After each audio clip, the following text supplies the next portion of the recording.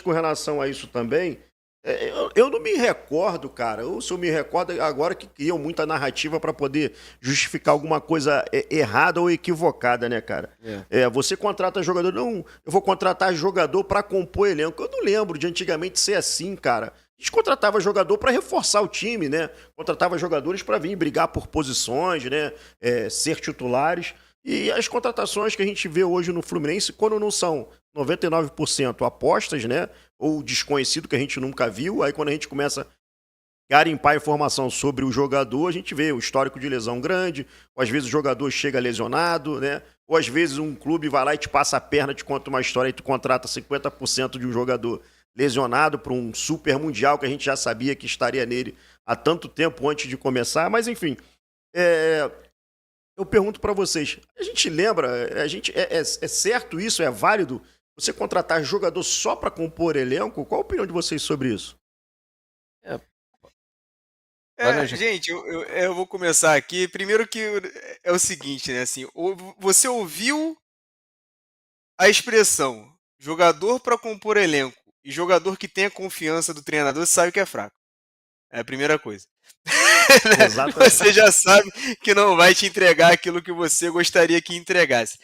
Mas, ô Fita, a questão do jogador para compor elenco, agora falando sério, eu entendo.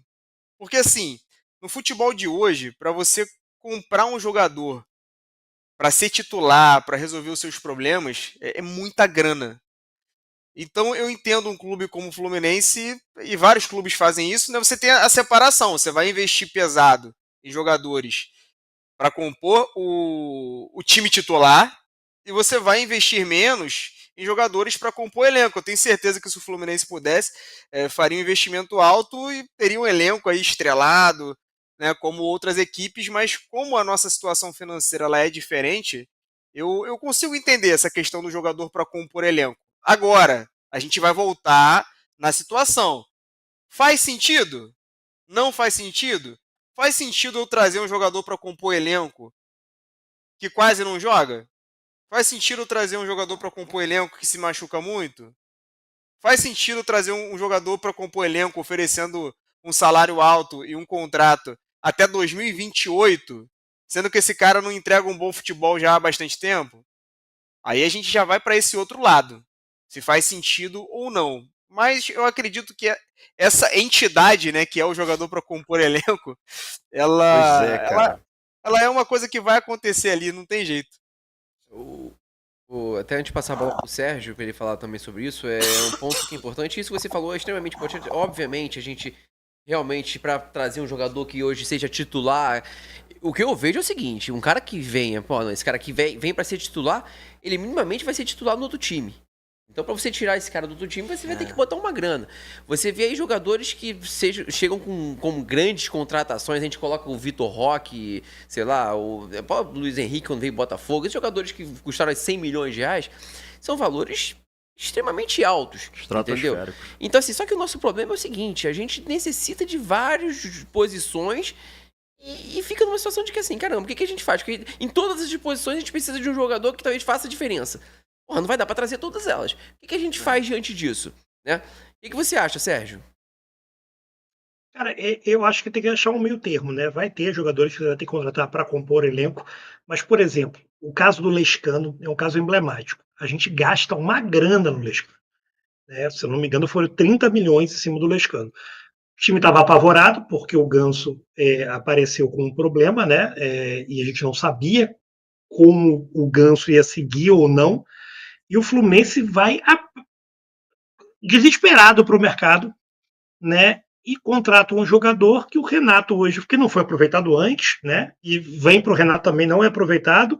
E o Renato deixou muito claro que não tem ainda preparo para jogar no Fluminense.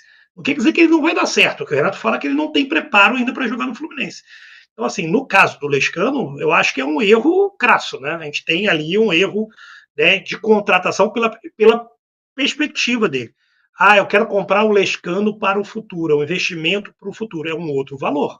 Né? É o valor que você, por exemplo, controla no La Vega, que talvez você vai ter que prestar, vai voltar, né? Mas assim, eu acho que o Fluminense às vezes é precipitado quando surge uma urgência dele E talvez, cara, algumas contratações são feitas muito mais num nível de relacionamento do que uma procura melhor, né? Do que um trabalho ali de scout melhor, e eu acho que a gente se precipita. Né? No caso, por exemplo, agora do Rabelo, que é outra condição, jogador para elenco, ele tem que estar à disposição, né, para compor elenco. Ele já não pode jogar 2 torneios, Copa do Brasil e Libertadores, e Sul-Americana. E ao mesmo tempo é um cara que joga pouquíssimas partidas nos 3 últimos anos. Você está contratando um cara que jogou menos partidas do que Manuel para ser a sua opção a Manuel? É algo assim que eu não consigo entender. É lógico, gente, que a matemática que a gente tem para nossa contratação não é igual a quem tem um dinheiro infinito, ou quem pode contratar para caramba, não é. Né? E isso exige que a gente seja mais assertivo, que a gente tente ser mais assertivo. Erros vão existir. Né? Por exemplo, eu acho que a aposta no Lúcio é uma boa aposta. A aposta do Moreno é uma boa aposta. Os números deles qualificam. É uma aposta, vem numa liga menor, né? Mas os números qualificam. Pode dar certo, como pode dar errado. Agora, tem apostas que não são boas apostas. Né? Tem apostas que são certezas de erro, né? Ou certezas que não vão te entregar aquilo que você está pagando por aquele jogador. E aí a gente desperdiça, cara, o nosso dinheiro, que não é tanto como o de outros clubes, né, cara? E é isso que me causa um pouco de... dá na gente uma ansiedade, né? A gente gastou dinheiro esse ano para ser competitivo. Nós fomos o 4º time que mais gastou dinheiro em janeiro, né? Na primeira janela.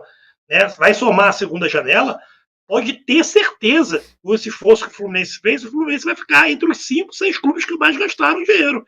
Então a gente também tem que exigir a performance perante a esse investimento.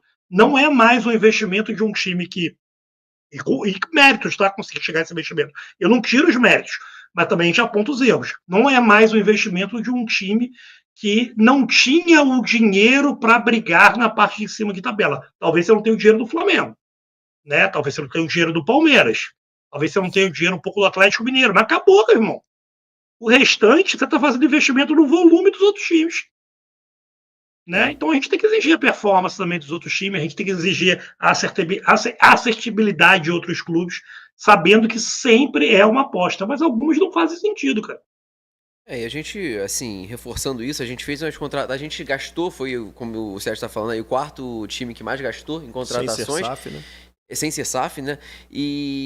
Mas a gente contratou, assim, inúmeros jogadores que no total compõem todo esse valor, né? Então, assim, esse também é um ponto relevante também a ser reforçado, né? Quando às vezes outro time aí contratou 2 jogadores, que equivale ao valor todo que a gente contratou. Fala, galera, beleza? Esse aqui é o canal Flu Resenha, então já sabe, curte, compartilha e se inscreve no canal, valeu?